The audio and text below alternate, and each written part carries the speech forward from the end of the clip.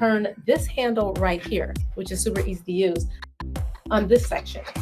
And then you turn it and your dough gets thinner and thinner and thinner and thinner. And then you can turn it down to make it super thin at whatever thickness you prefer, which makes it super amazing. Then you have the attachment back here, comes off as you can see, and you can put the noodles to make your noodles right here, put the dough in there and it comes out into the noodles, and you can put the dough back here as well and it comes into spaghetti. Because you control the thickness of your dough, you control the thickness of your flat noodles or your spaghetti noodles.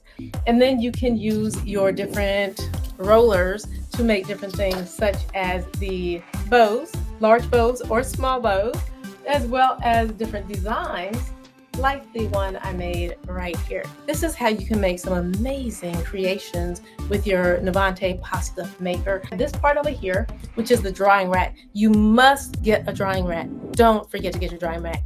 It makes it so easy, so you don't have to lay your pasta over all kinds of other contraptions and things, and you don't have to lay it flat on a silicone baking mat like the Beckenware baking mat that I have here.